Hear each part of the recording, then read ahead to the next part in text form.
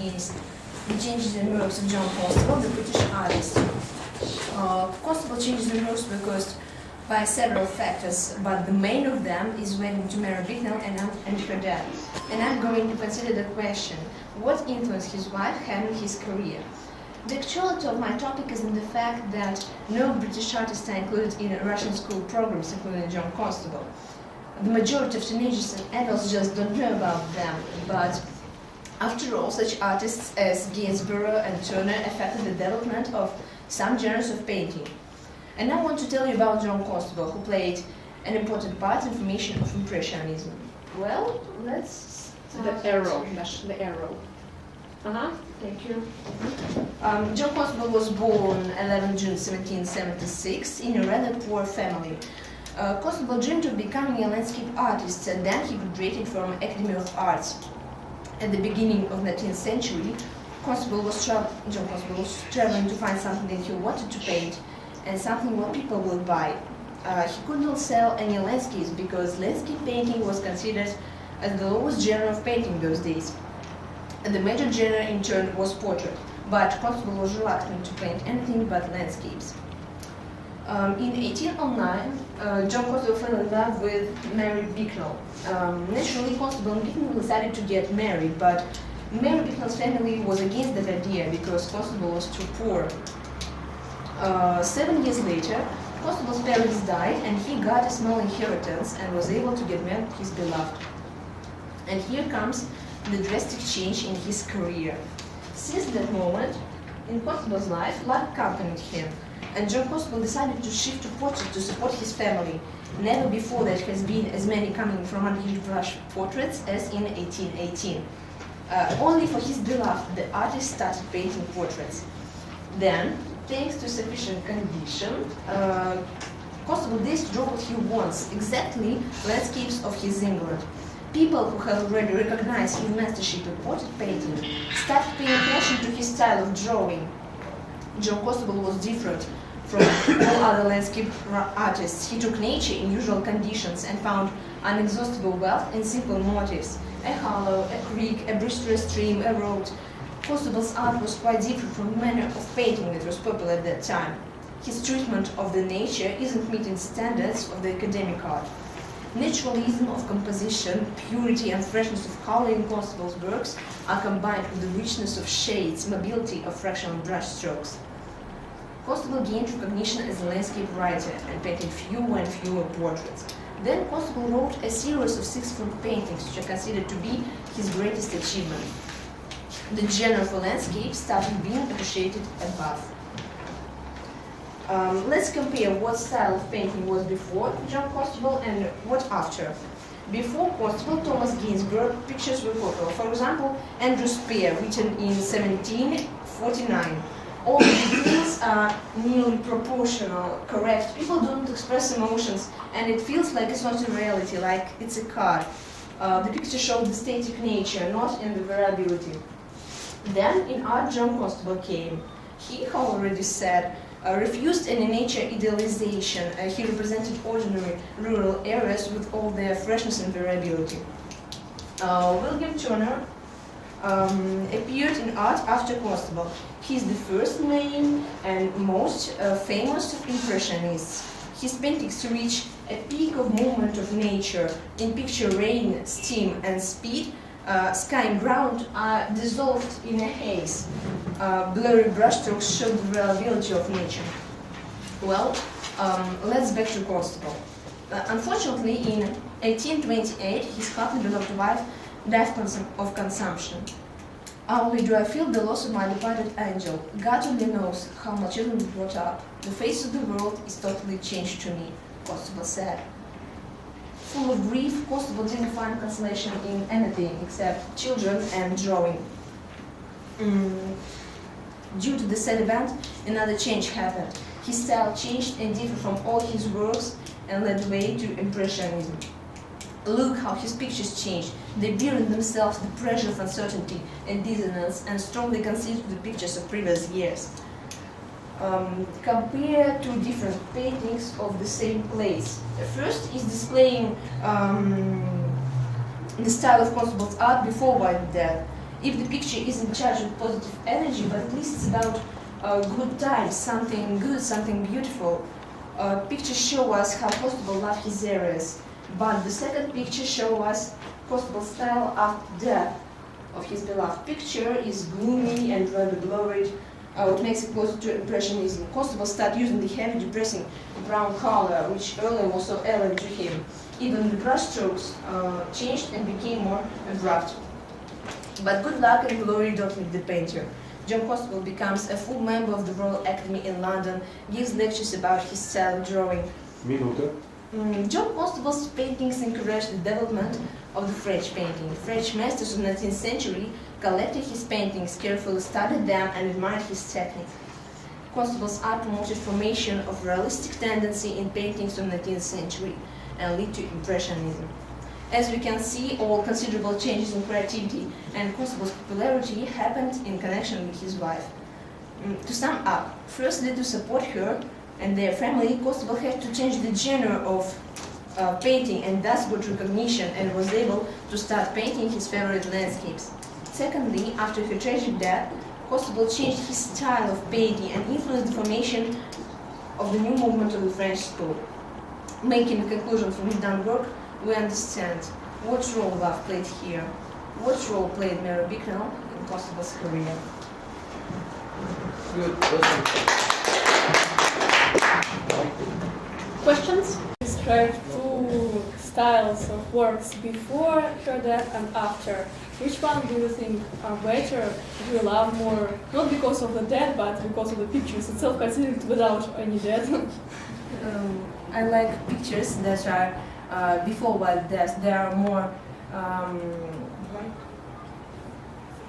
they are more white, clean. They show us his happiness. Okay, thank you.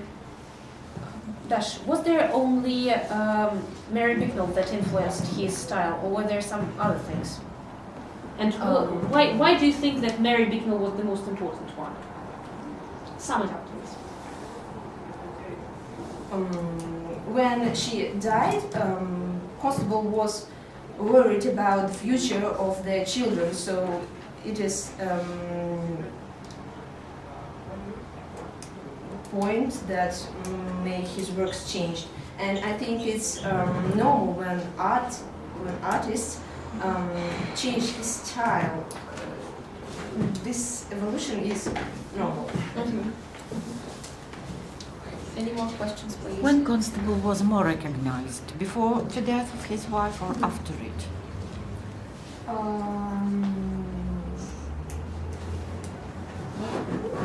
I think after. So how long did he live after her death? Did he create? How much he created?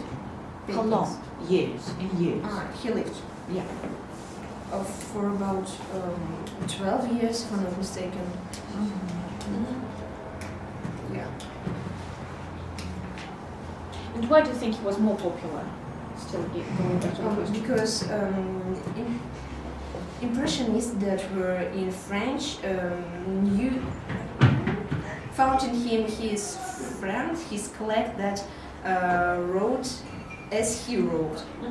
And so he became popular in France also, and then England saw that he's popular in France, and then in England he became popular. I think it changed very much. Yeah. Any more questions? Thank you, Dash. My name is still Ivan, and my topic is the impossibility of translation from English into Russian on the example of The Nightmare Before Christmas. These days, people entertain themselves in many different ways. One of them, and a very popular one, is watching films and cartoons. There are plenty of them. Good and bad, funny and serious, cruel and fantastic, and there are lots of plots. Some of them are somehow connected with Christmas, like The Nightmare Before Christmas. And most of the movies are made in Hollywood, America. Of course, all of them are in English. This means that they should be translated so that people of other nationalities could watch them. And this is where the problems begin. I have chosen this topic because there are lots of works that should be read or watched in the original language to be enjoyed properly. This is also true about That Night Before Christmas. And this topic is up to date now because most of the movies are awfully localized, and there's more and more of them coming out every month. So in my academic writing, I will analyze the problem and will find ways to solve it. In the first chapter, I wrote about translation theory, analyzed the works of Joanne Rowling's Harry Potter and Rudyard Kipling's If to have a general view of the problem. People have been trying to understand each other from ancient times till nowadays. The translation gave people access to lots of cultural and literature masterpieces of different countries, nationalities, allowed nations to share their experience and ideas. But there are problems. As an example, ancient translators were arguing about the nearness of translation to the original work. In early translations of sacred works such as Bible dominated the word-by-word type, which very often made it impossible to understand the text. And this is not the only example. Some tried to formulate the rules for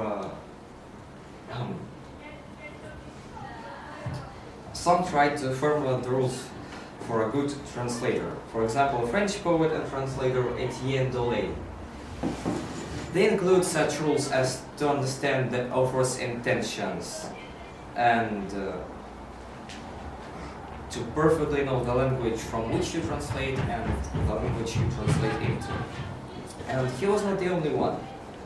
John Dryden made a list of his own rules.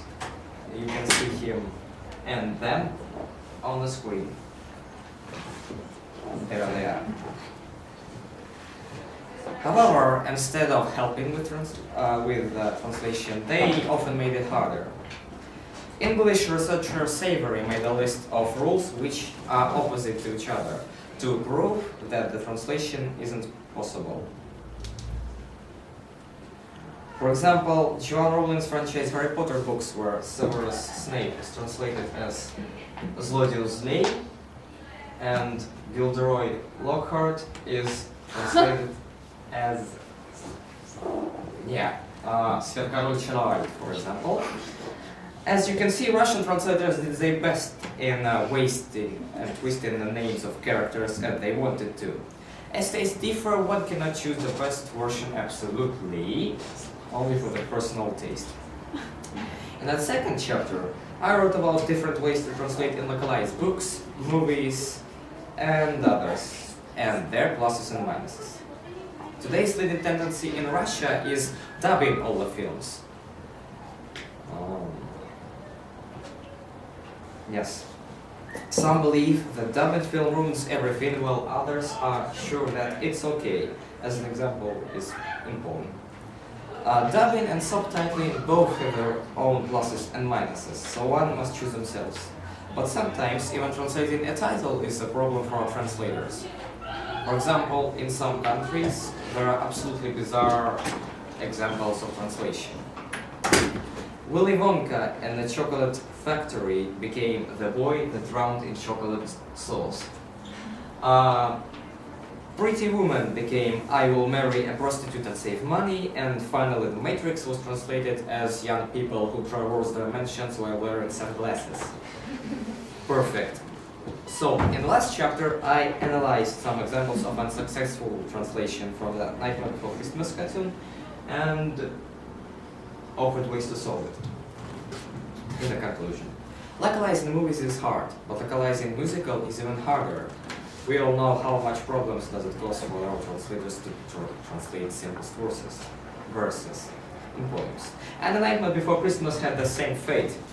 Of course, translation has its minuses, which demonstrate us the impossibility of full translation from English into Russian.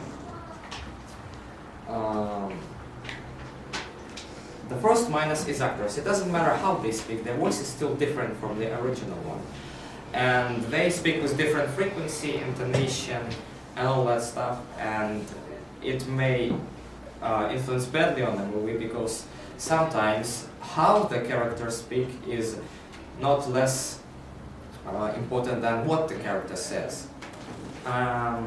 Second minus is, yes, translating verses and text, because our translators cannot do it. Once again. Here are the examples. Oh yeah, not to mention the fact that one of the characters, which in original version was female, her name was Chuck, in Russian translation speaks with a male voice. In Russian translation of that movie, you can hear verses translated, as I already mentioned. And I'd like to join the crowd, and their enthusiastic crowd is a good example for like чем обернется этот боец, он своей нет, isn't the best translation of this one, I might say. Yes. We will. Another one. I found another one. We will enjoy Christmas, yes, and we will make a Christmas tree. Was translated as, why should they had all the fun? It should belong to anyone. As you can see, the improper translation has basically changed the character of Jack, the main character, and made him sort of a knight or something instead of a king of Halloween. So what should we do with bad non-professional translations? Of course, we can leave everything as it is, knowing that most of the population of Russia cannot speak English well enough to watch the original voicing. But this kind of localization wouldn't allow anyone enjoy anything, because how can someone enjoy anything when it's completely changed? We also cannot stop the translation fully, as I already mentioned. After the research I did, I have come to the following conclusion. The solution of the problem is watching original version with subtitles. And if you don't speak the language of original, those will help you to understand the meaning. And maybe it will help you improve your English so that in future you will be able to watch the full version. And subtitles, which is more important, don't ruin the atmosphere of the film created by the original cast. That's all for now. And thank you for your attention.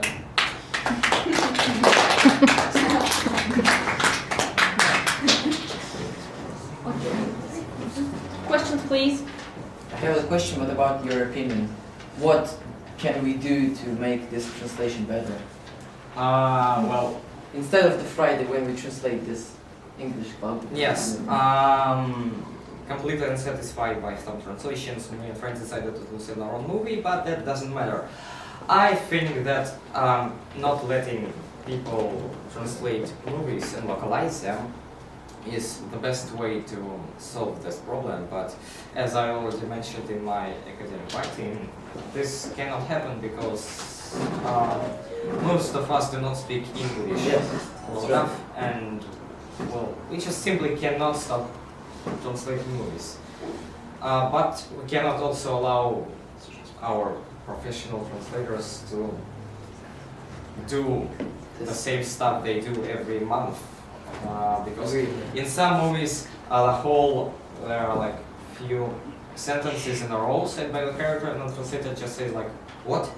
That's a good example of perfect translation. Maybe we should teach them how to translate movies. Yeah, we do. Yeah, maybe it will help. Very good. Thank you. That's all. 10 out of 10. Hello, my name is Nikita Kostianenko, and today I will be speaking with you about reasons and consequences of Vietnam War, which was in 1957 till 1975, which is about 20 years. So, let me start. Let me say about the reasons of this Vietnam War. First is that USSR politics as communism was the main political system in North Vietnam, and North Vietnam is very, very close to US, which is United States border. And US got really worried that communist politics got really close to their border and then could actually get into their country. And they used a really good situation to start the war and stop the communism politics to spreading around Vietnam. The situation was that the France, was fighting for their colonies as Vietnam, Viet Cong, and I guess that's it. Because Vietnam was trying to fight for their freedom, and France was fighting against. And first is America refused to help French to fight the rebels in Vietnam. And they started to support one of the parts of Vietnam, which was against communism, which was the South Vietnam. And so the war started, North Vietnam, which was communism politics, against South Vietnam. Yes, and there's really one interesting fact, that before the war had started, there were already 400 secret American soldiers which were sabotaging Vietnam people from South Vietnam to fight against communism in Vietnam. And when the war started, there were already 24,000 people, they were against communism. So when they started, they already have a kind of big army. Yes. Now let me tell you about the main course of the Vietnam War. First, the war was very bloody. I think it was even bloody than the Second World War. It was one of the most biggest wars ever. Let me say about when it started. Nobody in the world knows who started the war. Let me show you the presentation. This is the American ship Mad Dogs, which entered the South Vietnam border on the 3rd of August in 1964. But nobody knows who made the first shot from this ship. Some people say that it was the Mad Dogs who made the first shot on the 3 boats of Vietnam, and some people say that it was the Vietnam boats who shot this Mad Dogs boat. So nobody knows who started the war. About the war, it was very cruel from the both sides. America used lots of bombs like napalm attacks, which just absolutely burned all the land in Vietnam. And there was even worse thing called Agent Orange, which is a mixture of chemicals, which American planes were spraying around the North Vietnam territory, and this chemical thing was just absolutely killing and burning everything. And nowadays, people are still born with really bad disease like the third arm or like a huge eyeballs because of this Agent Orange. It really affected the chromosomes of human on this land. And actually Vietnams were cruel as well. They had lots of traps and tortures on American soldiers. They were ripping their hands off and legs off by special machines. It was really cruel. There were some kind of soldiers sitting on top of the trees. So, for example, American army is moving through the land and they jump off the trees and just kill them with the knives. And it was a really bloody war.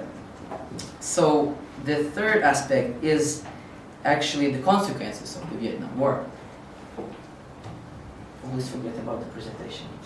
Not like it. Well, first is, as I said, it had killed 3 million people. It was Americans people, about 1 million of American people had died. And the last one is the Vietnamese, the Korean people. There were even 16 people from USSR who had died in this war. It was the plane crashes, so like for 16 planes out of USSR fly there and they died there. The second is this, for example, Agent Orange affect a lot of land. You still can't grow plants, food in this land. Many people are affected by this thing, and as I already said, a lot of people are born with really awful diseases and they still die from it. But America pays money for Vietnam to to make it better. So they will so America paid to Vietnam and they do special hospitals for these people. They do some stuff with land so the plants will grow. Second is, I think it's a good aspect, a young movement of people called hippies took place.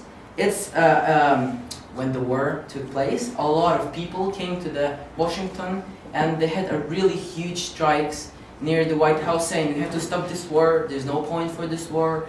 And I think it's really good. Although hippies don't really exist and make much stuff these days, it was really good and it has kind of affected the government of USA, I think, a bit. And I think the biggest aspect is that it changed the world relationship overall.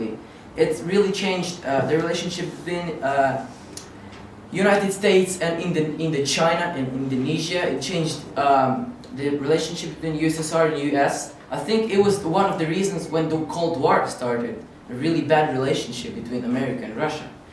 And of course, I think, and the last aspect is I think that the actual people from America started to be interested in how their country looked in the world. How is their image in the world? And I think the bad aspects is that many people had died and still some people suffer from it, but I think it just kind of changed the relationship between the world, and which is kind of good. So, yeah, thank you for listening. I haven't shown the pictures. I always keep like this. Whatever. The end. The question. Oh, sorry. I always forget the questions in the presentation. Questions. The questions, please, the jury. Okay, Of course. give me. Maybe who was more cruel this war, as you think? Vietnamese or who? Yes, the Vietnamese soldiers. No, it was the war actually, the North Vietnam against the South Vietnam, but it was the South Vietnam which was supported by USA. They used lots of like napalm attacks, like these chemical things, and it was a really cruel. The thing more cruel was the North Vietnam. Sorry, the South Vietnam. So I think the South Vietnam was more cruel. Yeah, I think. Okay, thank you. And what is the situation right now, the political situation? Do they still have some impacts of war from the political point of view? Wow, political. I think no, it's just still the relationship is kind of bad. I don't know. I mean, some people, of course, all Vietnam people don't really like USA. As like, for example, in Russia, we don't like Germans. They don't like, in Vietnam, they don't like USA. But as I said, America still pays money to Vietnam, so they will build up new hospitals and schools for these people with diseases, and they will grow new plants, and like, so they still support, America support, but Vietnam people, I read one thing that Vietnam people said that it's not enough for us. We still suffer from that. And America says like, whatever, we give you money, I don't care. We give you the amount of money we said we'll give. So still, the relationship is kind of really tough. So at first they distracted, and after they say, we will help you to. Yeah, but recover." they're still helping, but Vietnam people think it's not enough for them. Nikita, you also mentioned that America became a bit of image conscious of how they are represented in the world. But still, like 20 years later, there was another war in which they participated, and then the Iraq war, so their image was totally blown. So do you think really the America became a bit image conscious after the Vietnam War? No, I said a different thing, that the people inside the country started to look on their country, how their country look, how the world look on their country. They started to be interested in the politics and stuff like that. I didn't Still, the image of America is kind of, like almost everybody knows that this is like one of the most powerful countries in the world, and you still have to be kind of afraid of it. Okay, thank you, Nick. Yeah. Thank you. Hello, my name is Anastasia Yemenka, and my topic is Independence of Scotland, History and Present Day. I chose this topic because I'm interested in the history of the United Kingdom, and now it's more fascinating because history is happening in front of our eyes. Also, in a few years, we'll find out whether it's possible for Scotland to be totally independent or not. So this topic, I think this topic is timely now just because of this. Also, it's actual because many people are talking about Scottish independence because Scots want to be independent, and because people have diametrically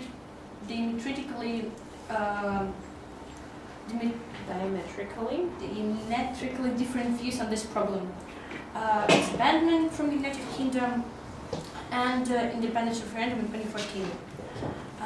Also, I think that it is necessary for people to know what is happening in the world. In my academic writing, I want to consider. I want to consider the advantages and disadvantages of independent Scotland. What will happen to the UK if Scotland will leave? What are the economic risks for UK and for Scotland? And what may possibly happen to the United Kingdom and Scotland. Yeah. So these questions I want to consider in my work. In the first chapter, I try to analyze the history of the United Kingdom, the intercourse between the United Kingdom and Scotland and England inside the United Kingdom. Also, what was the firstly thing for this intercourse? Was it England or was it Scotland? More than 700 years ago, Scotland lost its independence and became a part of English territory. Since then, many Scottish people wanted to fight for its independence. They wanted to be independent, and so, as you can see on this slide, there were two main kings who were leaders of the wars of independence: William Wallace and Robert Bruce. And in the Second and the Third Wars for Independence, they fought for it, but they didn't win, as you can see now. So in 1707, the United Kingdom appeared by creating the single kingdom of Great Britain. Since then, Scotland was always under the power of Great Britain. From this chapter, from the first one, and I drew out the conclusion that tension was not born in the last decade, but has become a result of several centuries of collision. In the second chapter, I analyzed the situation in Scotland and the views on the issue, as well as the possible effects which the process of separation may have on the population. According to the historian, the tension between two countries was heated in the 20th century. After a long course of negotiations in 1999, Scottish Parliament finally established an Edinburgh with wide-ranging policy making and legal powers, but dependent on the direct grant from London. In May 2011, Alex Salmond, the First Minister of Scotland and the Scottish National Party, unexpectedly won a historic landslide victory, giving the nationalities majority control of the Scottish Parliament, enabling the First Minister to demand an independent referendum. And as you can see on this picture, on 15th of October 2012, Alex Salmond and David Cameron,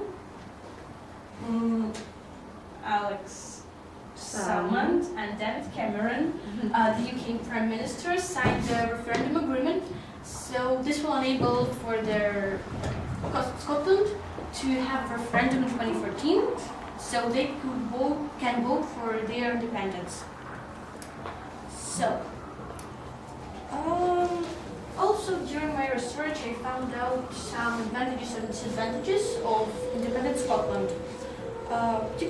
All of them you can read in my academic writing, but I will read some of them. For example, arguments for: Britishness is dying. Scotland has its own parliament, its own laws and legal system. National feelings are self-confident and high. It is time to take the next step. Or, independence will give Scotland clout where it matters, a seat in the UN and the EU Council or Ministers. And for example, arguments against. The Union has served both countries well for 300 years. Devolution is a young experiment and it is too soon to judge it. Or, Scotland has more influence of Britishness in part of the UK than it could have in an independent state. So, but the statistics shows us that support for UK has grown from 44 earlier in 2012% to 58%, while the support for independence has fallen from 38 to 28%. So for now, Scottish people are not sure whether it is benefit for Scotland to be independent. But I hope so that in referendum 2014 they will vote for their independence. So to sum up, what are the advantages and disadvantages of independent Scotland?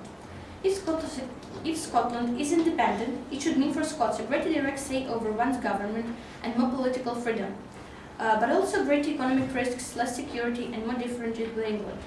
For England, it will cause a smaller economy, oil and whiskey might be more expensive, British identity would be diluted and Britain's status overseas could be weaker. And for other world, it won't be a great deal, just some changes for tourists and investors. So, in my point of view, Scotland should be independent, and 2014 they should vote for it. But I think that Scotland and England should still stay in a strong contact to support each other. But for now, we can only guess what will happen. But in a few years, we'll see what. The topic of my academic writing is the changes in works of John Constable, the British artist. Constable changes in works were caused by several factors, but the main of them is wedding to Mary Bicknell and her dad. And I'm going to consider the question, what influence his wife had on his career? The actuality of my topic is in the fact that no British artists are included in Russian school programs, including John Constable. The majority of teenagers and adults just don't know about them, but after all, such artists as Gainsborough and Turner affected the development of some genres of painting. And I want to tell you about John Constable, who played an important part in the formation of Impressionism. Well, let's start. The arrow, the arrow. Thank you. John Constable was born 11 June 1776 in a rather poor family. Constable dreamed of becoming a landscape artist, and then he graduated from Academy of Arts. At the beginning of the 19th century, John Constable was traveling to find something that he wanted to paint and something what people will buy. He could not sell any landscapes because landscape painting was considered as the lowest genre of painting those days. And the major genre in turn was portrait, but Constable was reluctant to paint anything but landscapes. In 1809, John Constable fell in love with Mary Bicknell. Naturally, Constable and Bicknell decided to get married, but Mary Bicknell's family was against that idea because Constable was too poor. 7 years later, Constable's parents died and he got a small inheritance. And the topic of my academic writing is the changes in works of John Constable, the British artist. Constable changes in works were caused by several factors, but the main of them is wedding to Mary Bicknell and her dad. And I'm going to consider the question, what influence his wife had on his career?